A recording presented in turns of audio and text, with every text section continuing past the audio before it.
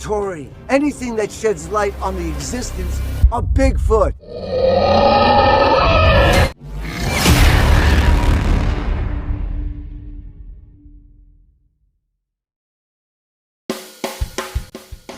Halo para penikmat film, kembali lagi di Plot Film. Kali ini saya akan membahas film yang bergenre horror ya. Film ini lumayan banyak jumpscare-nya, jadi buat kalian yang belum nonton full filmnya, saya sarankan untuk menonton filmnya terlebih dahulu agar feel seram dari film ini bisa lebih dapat ya. Film ini berjudul Dawn of the Beast. Filmnya menceritakan dua makhluk legendaris yang bernama Bigfoot dan Wendigo yang disatukan dalam satu film. Diceritakan ada sekelompok mahasiswa pasca sarjana yang mengadakan penelitian di hutan untuk membuktikan tentang keberadaan makhluk legendaris Bigfoot atau kalau di Indonesia disebut sebagai genderuwo ya. Namun, akhirnya mereka menyadari bahwa di hutan itu ada makhluk yang lebih berbahaya daripada Bigfoot yang mengincar mereka. Nah, penasaran dengan alur ceritanya? Simak terus videonya sampai habis ya. Film ini dibuka dengan prolog yang menjelaskan bahwa ada area pedalaman di timur laut di jantung rimba dikenal karena sering terlihatnya Bigfoot yang legendaris.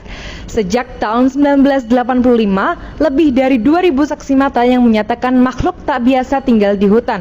Semua terjadi antara 4 September dan 2 Oktober setiap tahun. Pada waktu yang sama, ada sekitar 54 laporan kasus orang hilang atau kematian.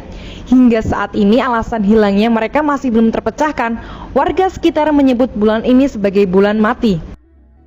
Film dibuka dengan menampilkan sepasang pasutri yang tinggal di sebuah pondok dekat hutan belantara, hutan tempat puluhan orang menghilang secara misterius.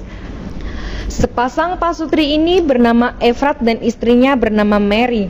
Terlihat Mary yang lagi mengagumi sebuah kalung yang diduga pemberian dari suaminya. Di luar pandangan, Efrat tertuju pada sudut sisi gelap di dalam hutan yang membuat dia penasaran. Tak lama, muncul dua titik cahaya seperti sepasang bola mata yang menatap ke arahnya.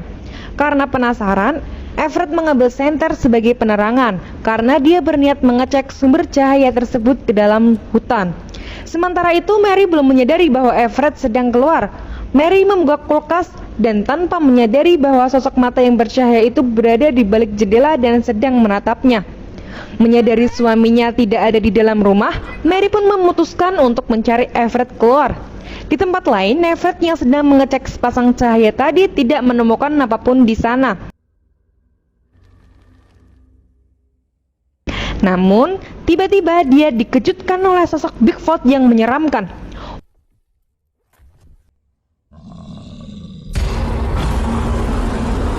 Untung, Everett masih bisa pulang ke rumahnya dan mencari Mary yang juga sedang mencarinya.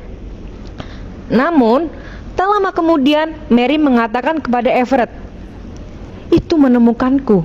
Dan dia langsung ditarik oleh sesuatu menuju sisi gelap di dalam hutan.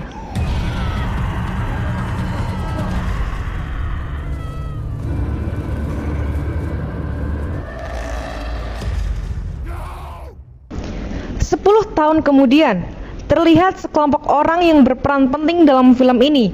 Dari seorang wanita yang berambut pendek ini bernama Isabel.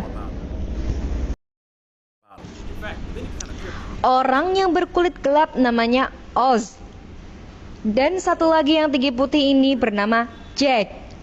Sedangkan dua orang yang berada di dalam mobil ini bernama Lily dan Dennis.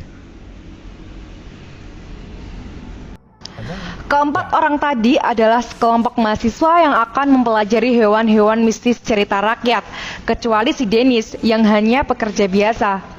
Tujuan Dennis sendiri hanya untuk menemani Isabel pacarnya. Saat akan memulai perjalanan, mereka mampir ke sebuah toko untuk membeli kebutuhan nantinya. Sebelum meninggalkan toko, mereka diperingati oleh pemilik toko agar berhati-hati. Dia bilang, ada makhluk jahat yang tidak bisa dijelaskan. Jika makhluk itu tahu kedatangan mereka, pasti makhluk itu akan muncul dan mengincar mereka. Singkat cerita, mereka sudah sampai di sebuah pondok dan di pondok inilah mereka akan tinggal.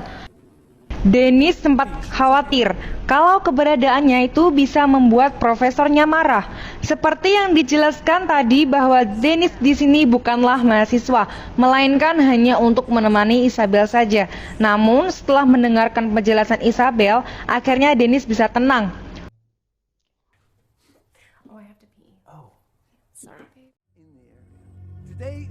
Paginya, mereka memulai menjelajahi hutan, tempat di mana banyak sekali orang hilang seperti yang dijelaskan di prolog awal. Bersama seorang dosennya yang bernama Profesor Kasdan sebagai pemandunya sekaligus menjelaskan tentang teori dari dalam hutan tersebut. As a warning. 3 orang muridnya yaitu Isabel, Oz, dan Jack malah memisahkan diri dari jalan utama dan memilih jalan lain, sementara 2 orang lainnya masih di belakang. Mereka berpikir kalau Bigfoot gak mungkin melewati jalan utama sehingga memutuskan untuk memisahkan diri dari yang lain.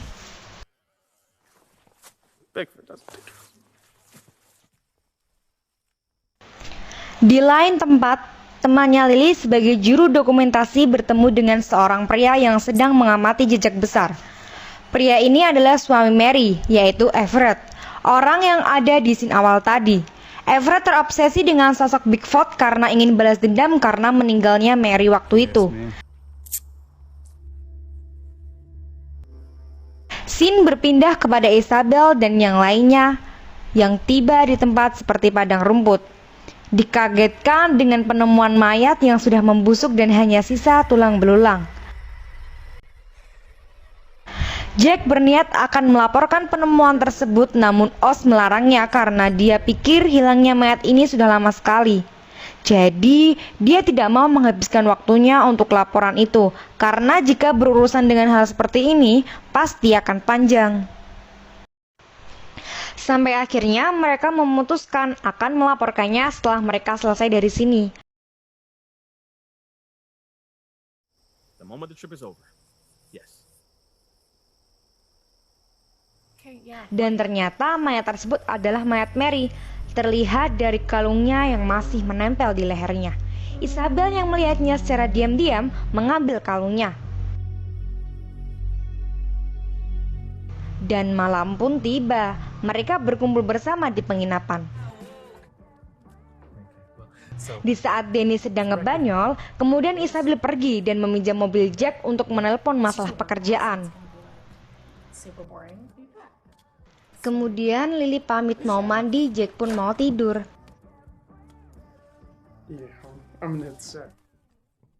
Dan tersisa Dennis sendiri. Cheers to that, right?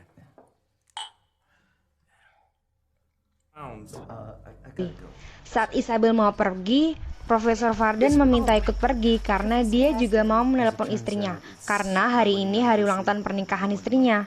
Kemudian Dennis yang sedang bad mood atau jenuh di dalam rumah, dia melihat buku yang misterius dan di dalam buku itu terdapat gambar-gambar makhluk dan tulisan yang menakutkan, seperti satanisme, mantra pemujaan setan.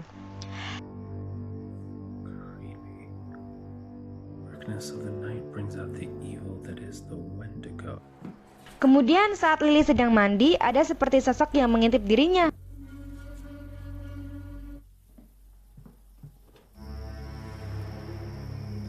Tiba-tiba, Everett si mata satu pun sudah berada di belakang Lily dan langsung membiusnya.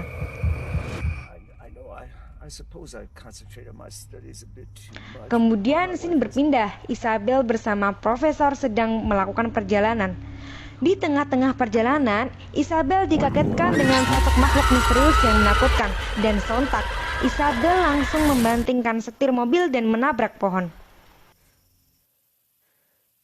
Saat Isabel tersadar dari kecelakaan, Isabel melihat sosok makhluk yang mengerikan.